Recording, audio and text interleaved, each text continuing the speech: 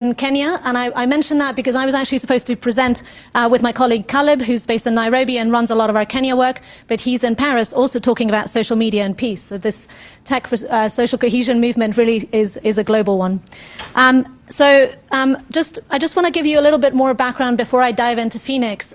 Build Up is based in Nairobi and in San Francisco, but we have a global team. We're currently working in Syria, Yemen, Kenya, Somalia, and the US. We've worked in other places as well, but just to give you a sense of the span. And our team are all peace builders who became technologists, which I think is the opposite of some of the people in this room, but maybe common for others. And our focus is very much a practitioner focus. Now, based on that practitioner focus, we then advise mediators. So we work with the Department of Political and Peacebuilding Affairs, MSU, to advise mediators on how to approach digital conflict. We also run trainings, many of which are available for free on our website if you want to take a look. And we write policy documents. So we recently completed a policy document on what kind of taxation policies could support trying to lessen the incentives towards algorithmically fueled conflict. So I'm only going to be talking about a small part of our work, which is Phoenix. But it's informed by this whole background, which is why I wanted to talk about it. Is this... where am I supposed to point it? Here. It doesn't like me. Oh, there we go. Okay, it does like me. You're going to have to do it? I think so. Okay, I'll just go like this. And then, okay, that's fine. Phoenix is both a process for conducting social media analysis, but also a set of tools to support that process. And it came from an understanding. So I think many people yesterday talked about how algorithmically mediated platforms are fueling conflict. Tristan and the Center for Humane Technology have really brought that to light, but many others have done research on that. The thing is that as a peace builder or as a mediator, you need to understand not just that conflict is being fueled, but how it's happened. If you think about offline conflict, no peace builder would walk into a conflict and say, oh, conflict is being fueled, let's do something. They would first analyze and understand exactly how that is happening. What are the mechanisms by which it is happening?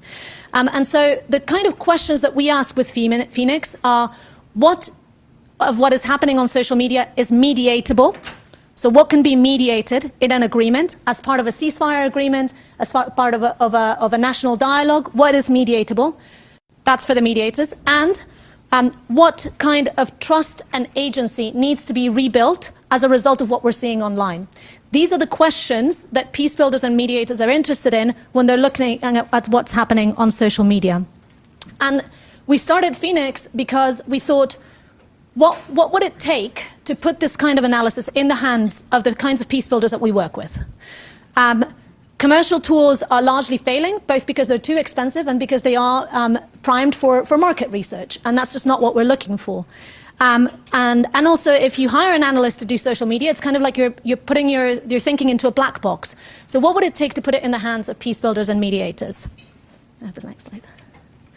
Okay, so this is what the Phoenix, I actually need to see the slides, so I'm going to move here. This is what the Phoenix process looks like for us. And it is first and foremost a process and later the tools. So we start by designing a set of problem statements that are going to ask the questions about what is mediatable, what kind of trust and agency needs to be rebuilt. We then build a data pipeline that adds the social media sources that are needed to do this analysis. We have a process to build customizable classification models to reduce the manual organizing of data. We then have a dashboard to visualize these results. And then we have a set of practices that turn that visualization and that analysis into recommendations and interventions to respond to social media insights. Can I have the next slide? So for those of you who are coming from the peace building world, forget about those 5 points that I just gave. It's basically this. So Phoenix is essentially participatory action research, but applied to social media. And many of us in this room have used participatory action research, so hopefully that will make it more understandable. Can I have the next slide? And so I said that it's supported by a set of tools, and I'll explain later that we don't always use these tools. But these are the 4 tools that we've developed. So Phoenix Gather essentially is a scraper, for those of you who know what that means, and scrapes data from these places, but we could add more in future. Phoenix Tabulate just takes that data and sticks it in a table.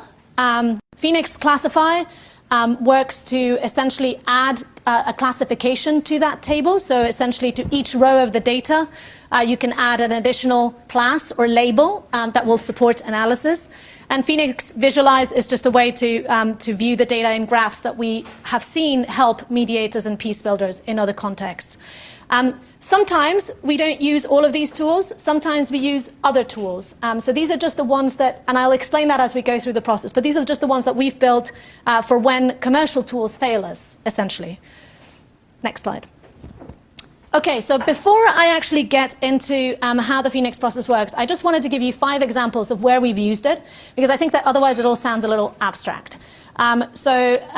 We've been working since 2020 with the United Nations Development Programme in Lebanon to monitor narrative trends that can lead to violence in Lebanon.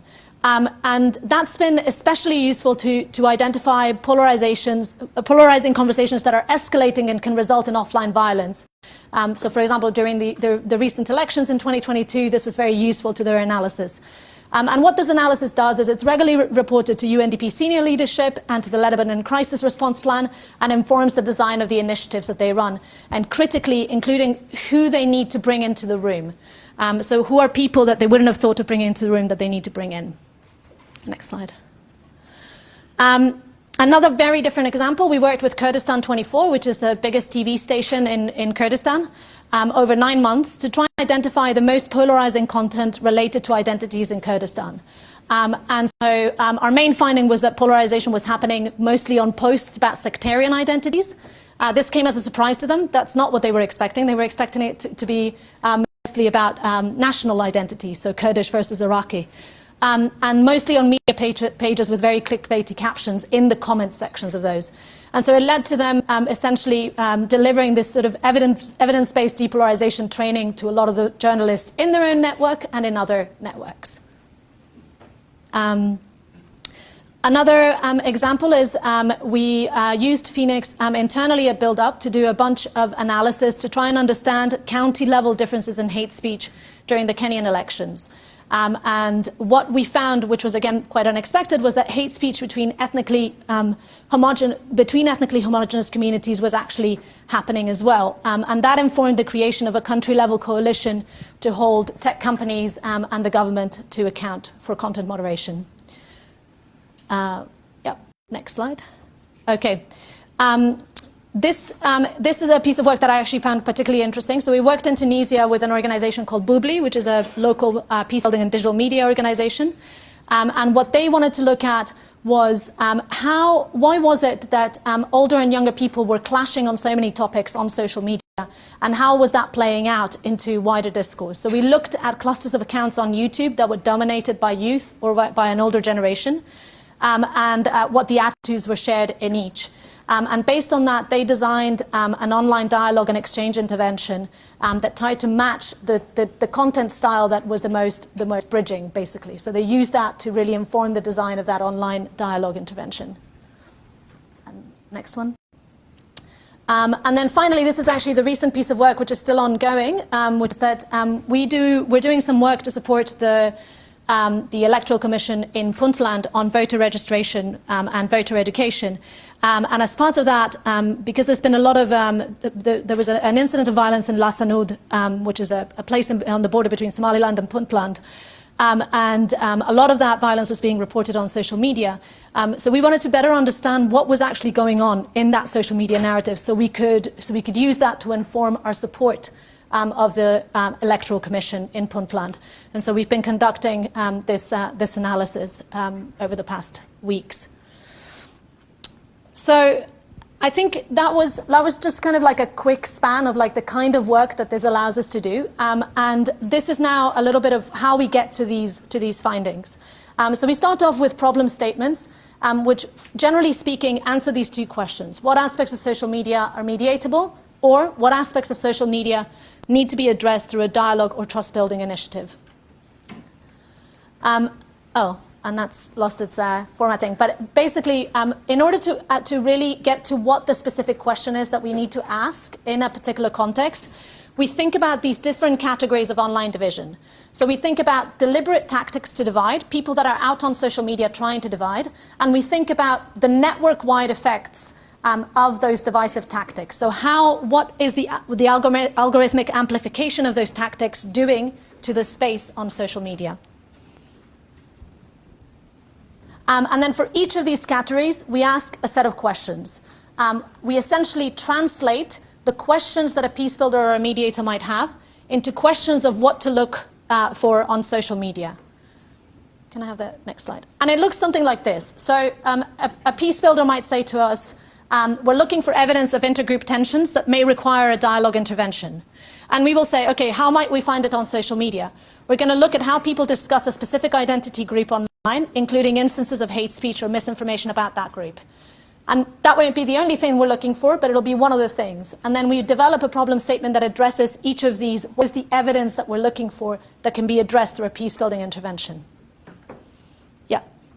So the problem statement process is probably the most important thing to set up the entire Phoenix intervention. From there, we then need to identify the data relevant to answering a problem statement. I don't need to spend a lot of time on this. It's essentially narrowing down into what bit of social media data you want to look at. And people often say, we're just going to look at social media. No, you're probably going to look about 2% of the data. But we're not looking at all that happens on social media. We're focusing on a small and important subset of things that are relevant to peace building and mediation. And then we have to gather and organize this data. So what we're looking to do is to easily view large amounts of social media posts and comments in a table and be able to filter and search this data. There are lots of other ways to do this. So sometimes we'll just use CrowdTangle, or you can use a Twitter scraper or a web scraper. And sometimes you can take that data and just put it in a spreadsheet or in an SQL database. And sometimes those things don't work particularly well, which is why we've built Phoenix Gather and Phoenix Tabulate, which essentially what they do is automate this data pipeline. So if you're wanting to do regular monitoring, like we do with UNDP Lebanon, then you essentially need this to happen regularly and to be triggered automatically rather than doing it manually every time. So that's all that Phoenix Gather and Tabulate do. One small point I wanted to make here is that at the moment, the easiest way to gather data is to gather all the posts separately. And what we're trying to build out is the capability of looking at data in threads. So the post and all the comments underneath it, the tweet and all the replies underneath it. Because we've seen that's where polarization happens most, essentially. It's in understanding the thread or the conversation on social media. And then once we've got, how many minutes have we got? 5, okay. So then once we've got the data into a table, what we realized is that when peace builders are doing analysis directly, they want to both understand the macro trends in the data and also dive deep into the micro instances that they find through those trends. So essentially, we need some kind of high-level classification or taxonomy to enable looking at the aggregate trends and then diving deeper into the micro investigations.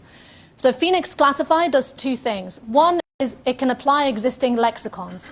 So for example, the Peace Tech Lab develops these hate speech lexicons all over the world, which are very useful. We can take those lexicons and apply them to the data. So essentially say, okay, look for all of these words and apply the label of hate speech to anything that contains this word. But the other thing that we can do, which I think is quite interesting, is to build a more complex classification. So basically to work with peace builders to say, take these 1,000 rows of data from Facebook, label them according to a taxonomy that is useful to you. So for example, something related to tone, and then we'll run them through a machine learning algorithm. We'll give you back another 1,000 rows that have been labeled by the system, and you can correct it. In this iterative process, we're essentially building a classification model that is useful to peace-building analysis. And then once we've got that, so we've got a nice table with all the data you want, it's being updated, it's classified in a way that is useful to analysis, it can then be visualized so that we can understand trends in narratives, accounts, and networks. You can also filter the data in order to investigate specific areas where you think that there's an issue that you want to uncover. Right now, we're working with a bunch of kind of off-the-shelf dashboards, so we can plug the data into AWS QuickSight, into Power BI, into Google Studio, and then we're working on an open source solution to plug the data into. We also use network graphs quite a lot, so those spider diagrams that Jonathan likes the most, but that can be really useful to analysis, and we make those with kind of off-the-shelf network graph tools. So that's the visualization part. Okay, so that's the Phoenix process and tools. Hopefully it's given you a sense for how social media analysis can actually work in practice. We've used it in a bunch of places already and are collaborating with a lot of people to try and make it better. And I think our vision is to really turn this into a process and a set of tools that can be accessible to peace builders and mediators around the world. And we're doing that both by making all the code that we write for the tools open source, but also by making the process, the resources for the process available to as many people as possible. And our vision is for that to really support social media analysis that can help peace builders and mediators. So yeah, what next? We're trying to make all of these things better, so the resources more available, the tools self-deployable. At the moment, you can only really deploy them if you know how to code. We're improving the capabilities as we work with peace builders and mediators, so it's really coming from the ground up. And we're working on putting together an open source developer community. That's it. I know that was a lot of information. Thank you for your attention so early in the morning.